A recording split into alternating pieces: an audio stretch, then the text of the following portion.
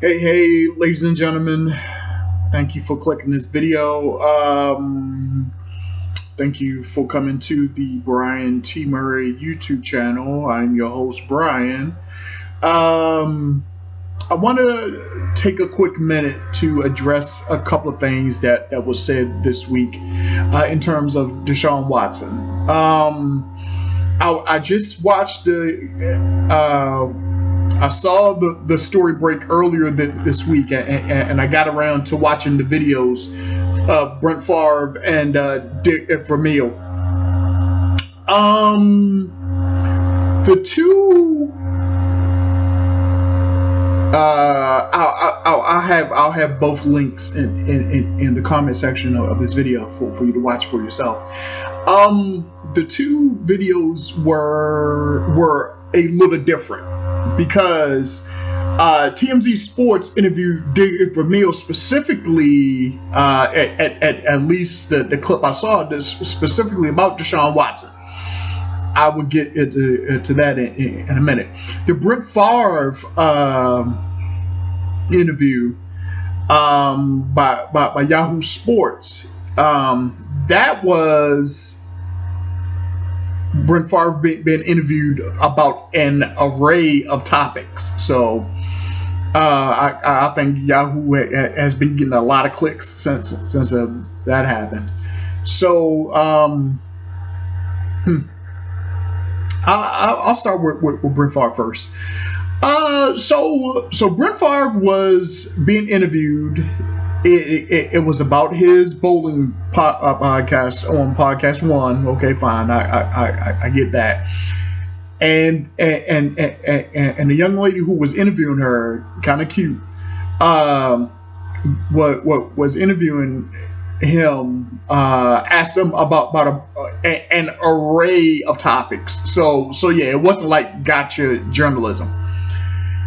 It was Brent Favre still thinking it's 1998. Okay, I was with him the majority of the interview on a variety of topics. I'm making this video because of what he said about Deshaun Watson. Now to help clarify, as Stephen A. and Max on First Take made it very clear, this is not about Favre pointing the finger at Deshaun Watson, because he said we make too much money. All right, we make too much money to be making decisions. Okay, so. All right, so Brent Favre is including himself in that. Okay, fine. You're still from 1998. It's because I saw the quote of Deshaun Watson's agent firing back at Brent Favre, who was entirely correct. Is because when I was texting about the situation with Pastor Hennett, I just ran down off the top of my head everything that Brent Favre went through from 98 to 2008 to 2010. He held 3 franchises hostage. 3. Okay, so Brent Favre, for all those who don't know, Brent Favre is trying to make you think, oh, he is this, he's giving examples about John Elway, having leverage, and Eli Manning with San Diego having leverage and everything. Brent Favre is talking. Brent Favre did not. He did not include himself. He include himself on the side of when he was drafted by Atlanta and Jerry Glanville. Players really didn't have power. No. We're not talking about Brent Favre in year 1. We are talking Brent Favre in year 15. He held the Packers hostage because he wanted to be They wanted to trade him. He threatened retirement, and every year it was this retirement talk. Okay, are you going to retire? It's because we need to know. It's because we need to move on and get another quarterback. I don't know. I'm not ready. I'm going to take the entire offseason. It's like, well, Brent, we got to know up front. And he did that every offseason for like 3 seasons, three off seasons. That was just crazy. So the whole Jets thing, unrelated, but it is. When Brett Favre gave up on the Giants because the Jets were in a playoff run, okay? But in the final game, I think against Buffalo or like Miami, he just totally mailed it in. You can tell he mailed it in is because their little chant, but before that, I forget exactly what his words was, but like that really resonated with sports fans at that time. This is probably 2008. And by the time he got to Minnesota, the Will family just totally, they just turned the whole team over to Brett Favre. Whatever he wanted, how much money, whatever is going to take or whatever. And Brett Favre was only good and relevant for that 1 year. The following year, he was garbage. He held 3 franchises hostage. Deshaun Watson had a conversation with the Texans brass, and they told him, he did not demand it, they told him, we're going to include you in the decision-making process. That could mean something as a worst case scenario as we'll run stuff by you. Okay, we'll keep you in the loop. And Deshaun was like, okay, yes. Reason being, you had a horrific situation with Bill O'Brien. Bill O'Brien, he was the quarterback's coach of New England. Him, like other assistants from New England, he had no qualifications to be a head coach. But because other white owners and personnel guys, they love New England's lineage. It's like, I don't get it. The only guy that's worth his salt that's from New England is Brian Flores, and no one says anything about him. Brian Flores, he's with the Miami Dolphins. He is the only one that they are the only team that has a black GM and a black head coach. Hold on for 1 second.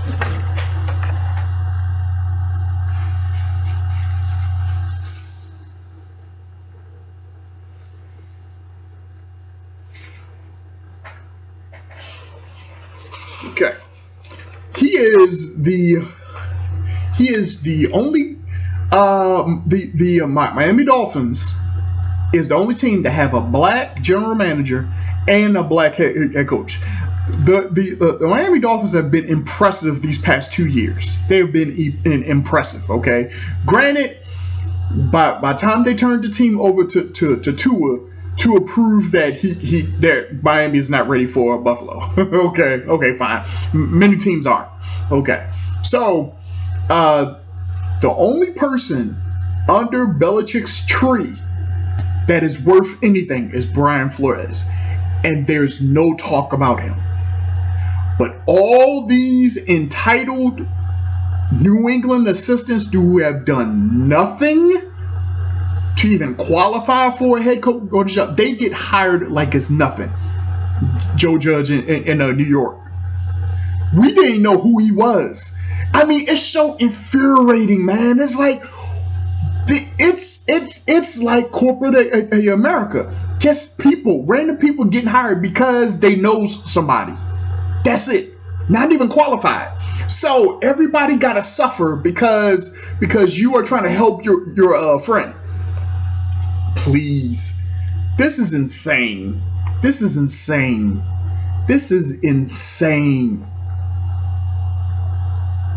Brett Favre said that we make too much money to make decisions. We watched this man Punk Green Bay for his last 5 years. We watch him be dismissive of the New York Jets, like, meh, yeah, whatever. Only because Green Bay refused to trade him within the division. So he spent the year with the Jets, only to get traded to Minnesota later. Traded or retired, but he ended up in Minnesota. And Brett Favre didn't care about anything else. He cared about getting back at Green Bay more than winning a Super Bowl. And here he is in his gray hair, talking like he ain't do any of this. I mean, that is just insane. Like, Brett Favre, we watch, you was on TV every week for like 20 years. Why are you acting like we didn't follow you?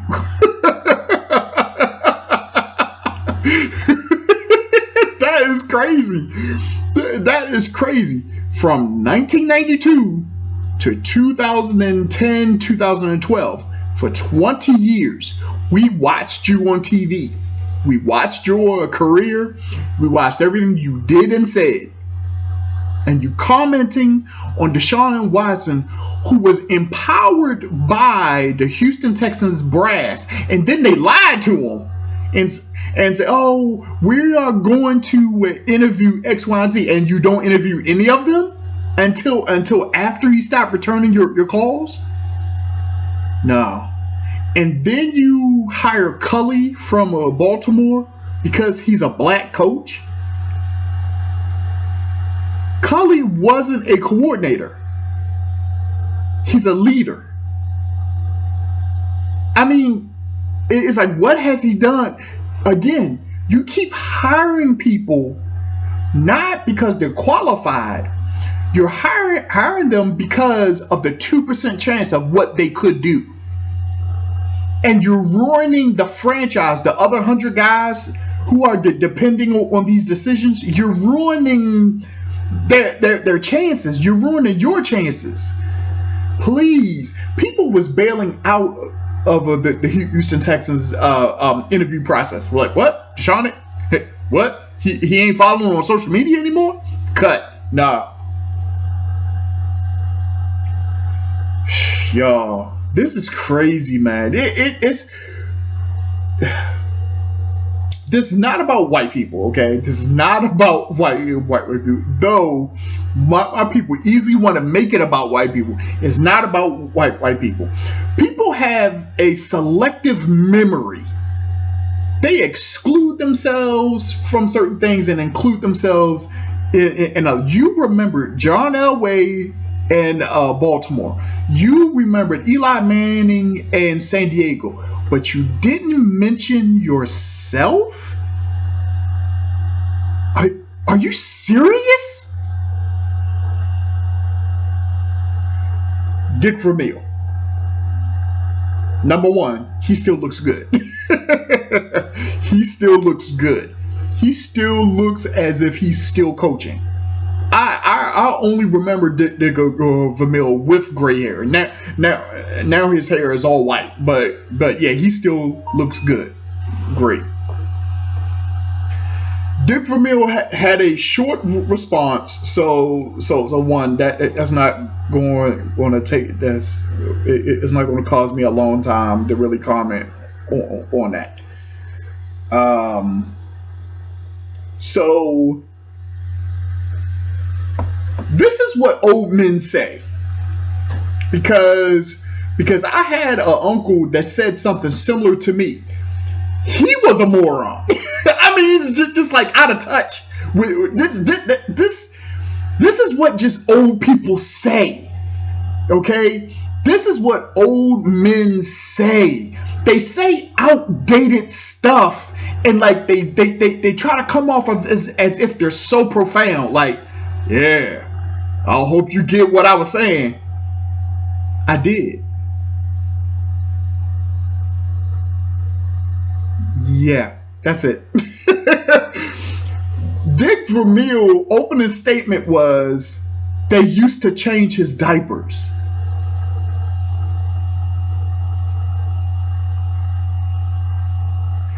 had an uncle who said the same thing to me, which was not true. So even in a figurative sense, it's like, you really think you're somebody, man. You you really think you're somebody. You look. I don't even know if Deshaun Watson even knew who Dick Vermeil was before a TMZ Sports interviewed him. It's like, why do old men think they gotta flex on younger guys? You don't understand. When you flex on younger guys, you have destroyed any possibility of having a connection with them. Okay? That's what old men have to understand. Because you think, because you walk in a room, people ought to respect you. Respect to an old man is not disrespecting you.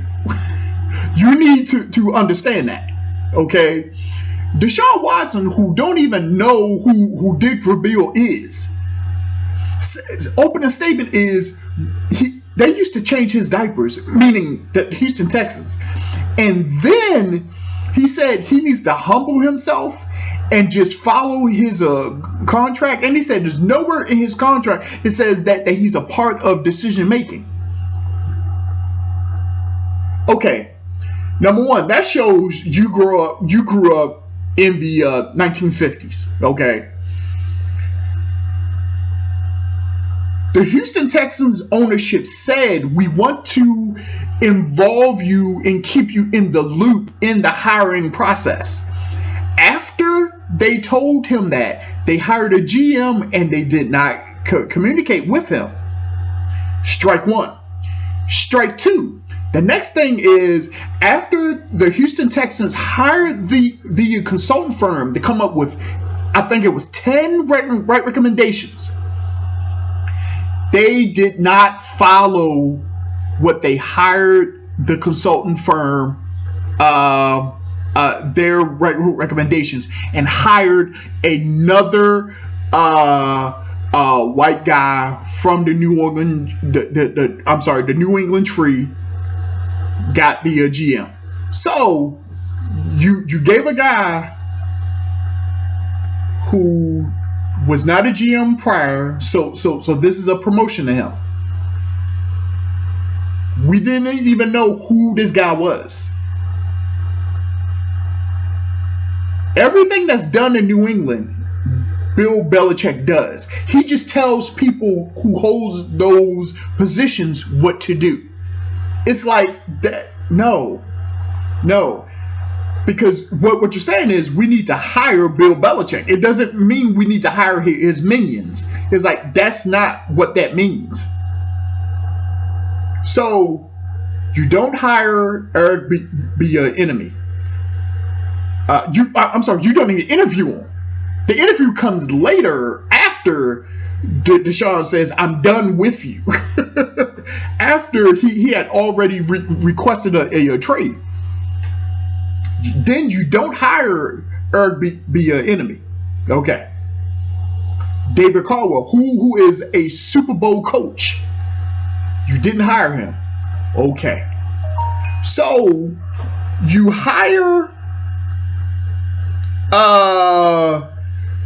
David Culley, assistant head coach from Baltimore, the wide receivers coach, not even a coordinator, not even a X's O's guy. He is under the leadership of Andy Reid, who John Harbaugh took with him or hired later, hired him in Baltimore. Hired in Baltimore because I saw the post where Culley was in Kansas City with Andy Reid. Okay. From my understanding, David Culley told you that I can get Deshaun Watson on the phone. You hired him off of a false promise. Now, to me, this is not about black coaches getting hired. I'm about qualified people getting hired, which happens to be David Caldwell, the Lions ex head coach, the Super Bowl black coach, and Eric be an enemy. You have guys who have not done nowhere near as these two have done. Getting coaches' job. I mean, guys, we haven't even heard of. I mean, some of these coaches are even surprised by finding out that jobs want to the interview. Me? What? I think you're a bad coach if you're surprised you got a job interview. That is like the Cleveland Cavaliers drafting that guy Bennett, #1 overall. If you remember that draft, I don't know what year that was. I think that was 2015 maybe. If you remember the draft, they drafted him and he was shocked that he was #1 overall. That's a bad draft pick if the draft pick is surprised that he's drafted #1 overall. That means you didn't know what you were doing. You didn't know who you were selecting. So this is how just old men are just so insulting to younger guys. Is because you think because you grew up in the 50s and 60s, this was the way to do things. No, it's not. Dick Vermeil has nothing to do with this. But TMZ Sports, they did the right thing. They interviewed Dick Vermeil, and he gave that old guy talk from that Taskmaster. They're the employee. You are they're the employer. You are the employee. Less than 3 people on the face of this earth possess the skills that Deshaun Watson have. Deshaun Watson was not threatening to the Houston Texans. He just had a conversation with them. He said that I would like to be involved. And they confirmed it. They said, absolutely, we would do that. So now you got guys who is now in charge calling him on his cell phone, trying to get him to come back to work after they had neglected what they said, not what he said. They had neglected what they said. No. You don't see Lamar Jackson and Patrick Mahomes getting treated anywhere near this. This all stems from the late Bob McNair, the father owner of the Houston Texans. When he said in an owners meeting that was private, but it leaked out, we do not let the prisoners run the prison. Whatever his direct words were, the words got out. Guys started requesting trades. It's like, I don't want to play for him. Why? Because he sounds like a 21st century slave master. For him to come out and say it with ease, I can't do it. So this is the thought, and now that the father is deceased, no one is really celebrating him at all. Now the son, who is like 60, is having the same attitude as his father, and players is like, you got to get me out of here. This shows how reasonable the General's fan base is. We were in support of Deshaun Watson, but yet the general fan base was against James Harden because James Harden was just flat out abusing the situation. Okay, but Deshaun Watson, he has kept his nose clean his entire career. He's going off of what you told him, and then you lied to him. Again, top 3 talent in the entire world, not the NFL, the entire world. You are talking to him as if he makes $7 an hour. Look at the disrespect, how you talk to people. This is why the younger generation breaks away from you, because you talk to them as if they are beneath you.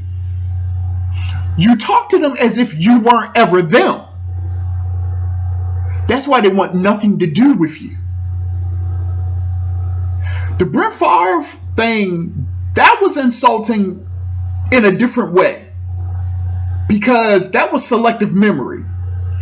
Dick Vermeil sound fresh off of a plantation. Okay.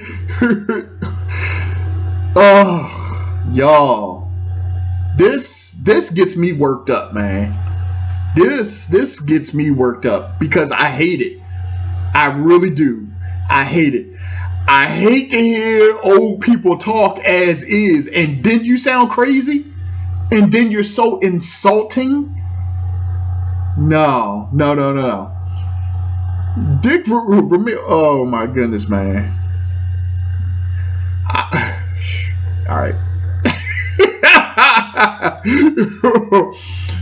Boy. Yeah.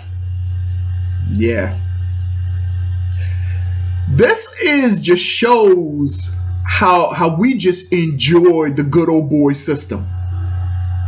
I mean, the people of power, they just hire people just like them. So Roger Goodell is having the Super Bowl press conference, state of the NFL. And he said, in this past hiring cycle, we hired 2 black coaches. That's good, but we're not where we want to be. But y'all don't be fooled by that. He works for the owners.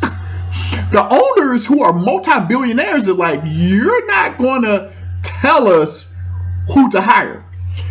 But let me tell you, if the NFL was in the open sector, there would be lawsuits all over the place. You are telling me these gentlemen who happens to be white are more skilled than David Caldwell and Eric Bieniemy? Yeah, really? I don't know. Matt Nagy, who was Eric Bieniemy's predecessor, had less success, and Chicago hired him in a heartbeat. And Chicago now, they can't wait to fire him. They can't wait to fire him. Matt Nagy is doing just enough just to keep his job. Chicago can't wait to fire him. Nagy goes on the most timely, the most untimely winning streak you ever want to see.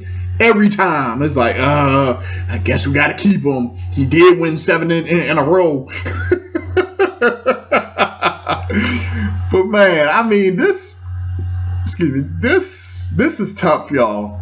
This is tough because it's insanity. It's insanity. Brett Favre was just talking out of his butt. Okay, Dick Vermeil was borderline being evil, and he doesn't see it that way. And he doesn't see it that way. This is a generational thing. This is a generational thing. Dick Vermeil, in your generation, there was top talent and everybody else. In our generation, we have more opportunities, more sophisticated offenses, and kids are in NFL offenses as early as high school. In your generation, guys had to get to the NFL to learn how to play in the NFL. In this generation, guys are oh my goodness, that is an industry all to itself. They have NFL trainers at like 18. No.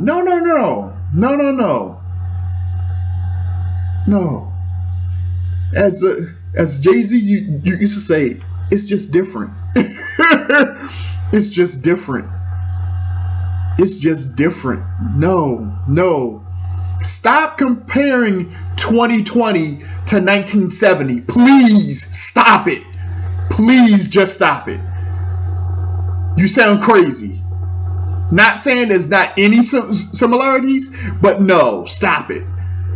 And that's why guys like Dick Vermeil keep getting jobs. Why? It's because they are basically the same as ownership. And that's why us who possess the talent can't get jobs. Why? Because the NFL is a fraternity. Sure, the players, but in terms of the ownership, no, they have to allow you in. You think if people have enough money, they can own a team. That's not true at all. That's not true at all. They have to allow you in. It's like a country club. They got to allow you in. Yeah. 95% of the 32 owners have to be on board with you being in. So it makes you think, how is it Shad Khan, the owner of the Jacksonville Jaguars, who is Pakistani, has been chilling in the NFL for at least the last 7 years?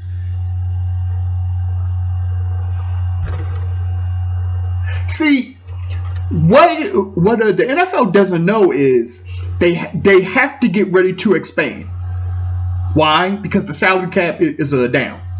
The bulk of their revenue, 40% of their revenue, comes from fans being in the stands. Now, thanks to the Biden administration, 100 million people being vaccinated within the first 100 days, and then he's receiving criticism that standard is too low. At this rate, this time next year, we'll have fans in the stands preparing for the 2022 season. Okay? But until that happens, the NFL is losing money, and players can continue to opt out. I'm assuming. So the NBA is already talking to expanding, because they are looking at Seattle and Las Vegas. The NFL, they're not saying it, but when you leave, okay, those who are watching this video, let's say 40% of your check is missing. Are you not going to feel that? Are you not going to be concerned? Are you not going to think about how to replace that 40%? Yeah. This is what owners are thinking about, but yet they're not saying it. Because they don't want to expand, is because that makes their cut smaller in the short run. But in the long run, it evens out. But until you get fans in the stands and start making money off of concessions and parking, which is billions of dollars, mind you, they have a real problem. Okay? So owners' thinking is up here. They're not thinking about people of color down here. They're not.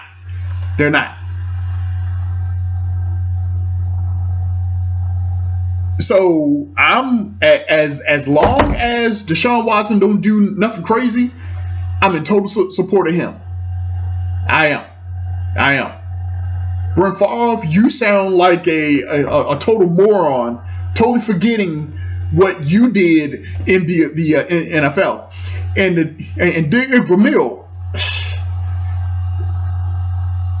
yeah, that's how old men talk. I mean, regardless of color, that's how old men talk. And like, here's the thing: you think it's okay, it's not. It's not. Because you have yet to learn, you need to talk without vilifying people.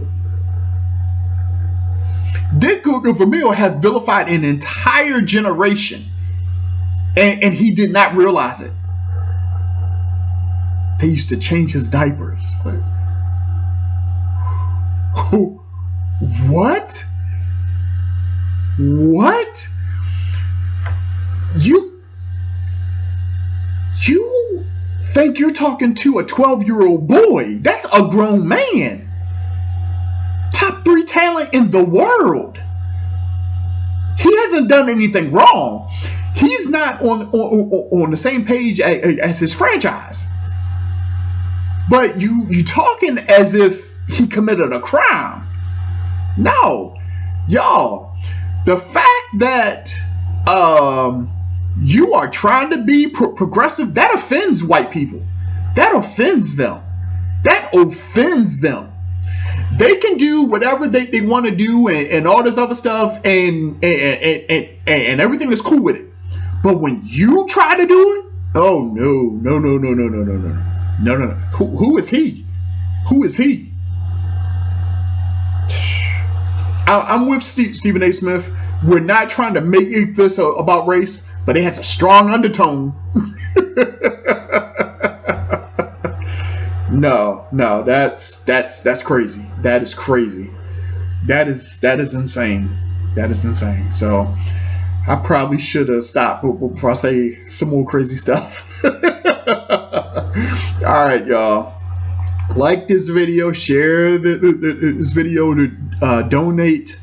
My donation apps information is at the bottom. And tell me what you think. Please post comments in the comments section. We need to create a dialogue. Okay. Pastor Henry said to me, he said, as a content creator, you need to address white privilege. I don't think this is white privilege overall. This is more of a generational thing. It just so happened to be white people that forgot. They forgot and left their common sense in the car. Okay, this is because as ignorant as Dick Vermeil sounds, a black man could have easily said the same thing. I lie to you not. I lie to you not.